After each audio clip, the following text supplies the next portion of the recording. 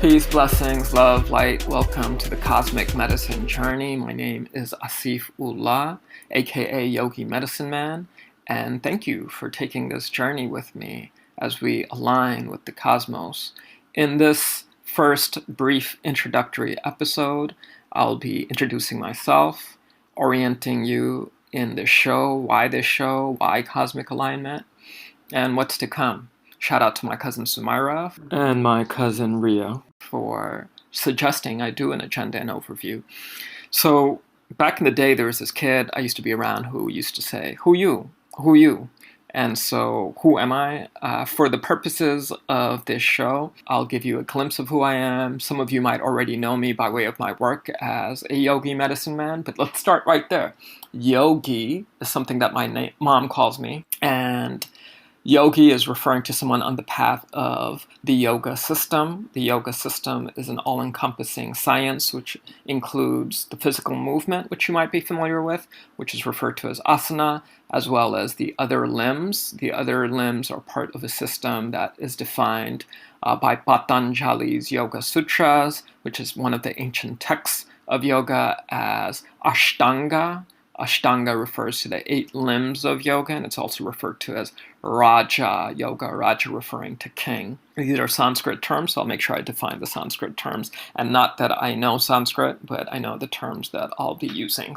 And medicine man. Why medicine man? My mom also calls me medicine man, except she uses the term Gabiraj. Gabiraj is a term for a Vaidya in East India, which includes Bengal. East Bengal referring to Bangladesh, West Bengal being India, but also some of the other eastern and northeastern regions of India. And a Gabiraj, though, literally translates to Kabi, which is poet, and Raj, or you might be familiar with the term Raja, which means king. So a king of poetry. And if you're someone who's involved in plant medicine, or if you're an herbalist, or if you're someone who whips it up with the meals that you prepare, combining all sorts of ingredients that produce a really delicious and nourishing meal, you know that there is a poetry involved in that process.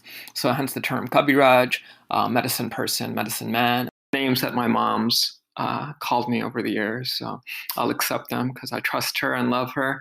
And it's people like her that I want to grow deeper with as she carries the ancient wisdom of village culture from Bengal, but also one that is a thread for cultures all around the world, traditional wisdom cultures all over the world, including our world here in North America. So now about this show. This is a show to really explore what it means to go through space-time. It's something that could be confusing for a lot of us. We kind of go through space and time and wonder what happened to last year, what happened to childhood, what happened to adolescence, what happened to freshman year of college, senior year of college, not going to college, the military, whatever it is. Next thing you know, you're in your 20s.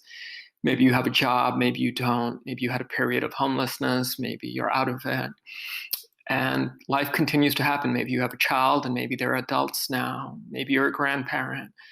So what does it mean to go through seasons? And so we'll look at this concept of seasons through the year, whether that's the zodiac sequence of seasons and how that aligns with this Ayurvedic concept of the 6 seasons of the year.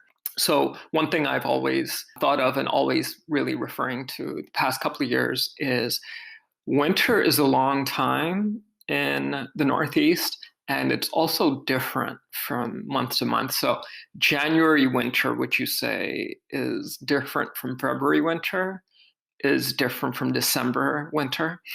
And people I've asked this question to usually can attest to the fact that each of these months have their nuances in relationship to the winter. And so I want to explore this in relationship to where we are in space-time. So right now we're entering into the Pisces season, and in Pisces in late February going into March, what does winter look like? What does the cold feel like? What do our bones feel like? What foods are naturally growing in the environment that you're in the region that you're in, which foods are more likely to grow this time of year, which foods aren't, what type of movement might best serve this period of year in aligning with the planetary spheres, the cosmic spheres, both within our solar system and beyond. So what I'd like to do is talk to people from different traditional wisdom cultures who are engaged with this process or have been and are aligned with it. So for instance, my grandmother will say about my mom when I ask her, do you know when my mom was born? Because my mom doesn't. And she'll say, well, she was born during the middle of the mango season. And so one thing my mom would say is she would often anticipate winter, meaning early winter, in around December, because that was the season of the pomegranate.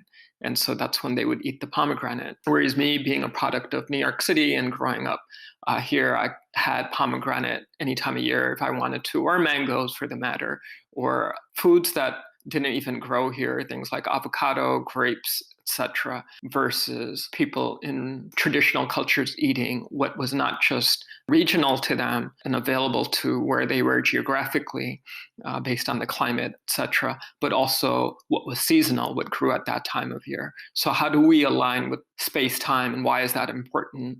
And also, how does that play into the season of life we're in? So from an Ayurvedic perspective, and I'll be incorporating this concept of Ayurveda. Ayurveda is oftentimes deconstructed into two words. It's a Sanskrit term, Ayu, referring to life, Veda, which you might be familiar with in terms of the scripture of Vedic texts, referring to science. So the science of life, or it could be the science of how to live, etc. And it's an ancient medical system, ancient medicine system that comes out of the Indian subcontinent. So people from throughout India, Bangladesh, Pakistan, Nepal, and Sri Lanka actively continue to practice it. And it looks a little different region to region. And so it would make sense that it looks a little different here in terms of the way I might practice it in North America. So Ayurveda offers a lens in terms of looking at everything from 5 elements, similar to classical and traditional Chinese medicine, but the elements are a little bit different. And although those systems are similar and they both use a 5-element system,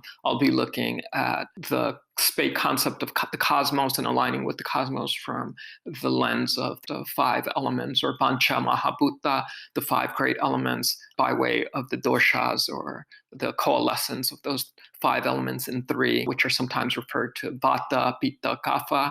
Vata, air, space; Pitta, fire, water; and Kapha, earth, water. So we'll be looking at this lens in looking at all material life. So we're in material life in terms of our bones, our bodies, us being on a planet, on Earth, having food, etc. So we're engaging with that, but also how are we engaging with this material life through our spirit and connecting with the spirit world and other realms of being. So by way of looking at cosmic alignment, I also want to, in addition to interviewing people from traditional wisdom cultures, engage with artists, and artists meaning people who might be writers. One of my arts and one of my greatest passions is creative writing. My undergrad is in creative writing. It's something I do every day. And sometimes I say I'm a writer by addiction. I have to write. But it might be music, it might be illustration, it might be the culinary arts, etc. So just how can you engage with cosmic alignment, with the cosmos, with aligning with the season based on your art? So I'll be interviewing people who are engaging with the cosmos through conscious and deliberate a relationship to the cosmos. So considering space-time, considering the impacts of the planets, considering this particular season, in addition to looking at what's seasonal and regional in terms of food at any given space-time through the year and through the seasons of life, also looking at that in relationship to music and through the arts, illustration, writing, culinary arts, crafting, whatever your specific art form is. We'll be exploring that by way of me interviewing some different artists. I already have some great artists lined up to speak with, so I'm looking forward to sharing these podcasts with you and looking forward to your response and feedback, however this podcast, this platform could serve in your greater alignment with your highest self, and ultimately looking at the other maxim of Ayurveda, which is as without, so within, which is also present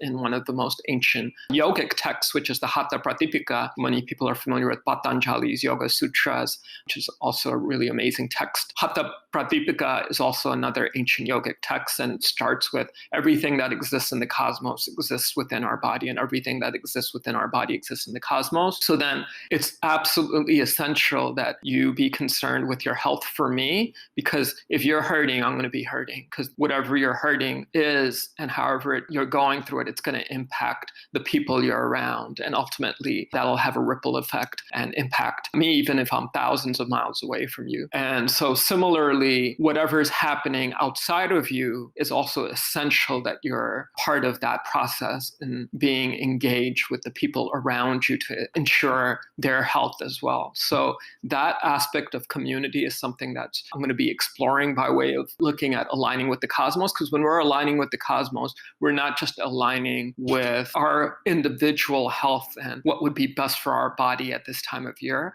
but also the health of the plants and the earth, the soil, the insects and animal life, interspecies, and other human beings around us. So it's essential that we be invested in the health of others and the health of all beings, and really engage in health from the concept of community.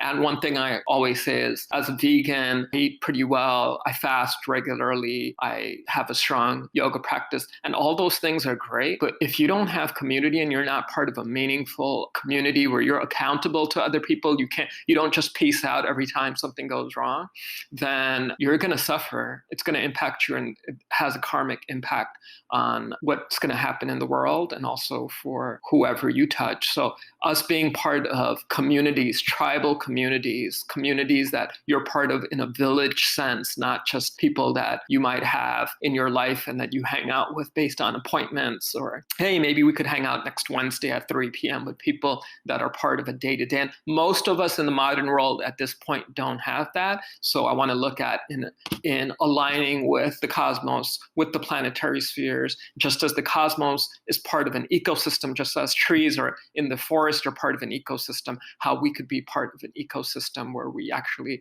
have symbiotic relationships with even people we might disagree with, have challenges with, as well as synergistic relationships with those who we feel aligned with. So I'm super excited to be engaged in this journey with you. And I just want to give a quick shout out to my co-conspirators, my brother, one who knows God, Arifullah, Stephen Reese, Minna Randolph, Sumara Kashim, Ria Akhtar, Jason Corwin, my brother Yusuf, Cosmic Theo for the music, Natalie Collier, Nusrat Zaman, and of course, Amun Abu, my folks. And thank you for listening, and I wish you a blessed journey as we take off into the cosmos. Ready? 3, 2, 1.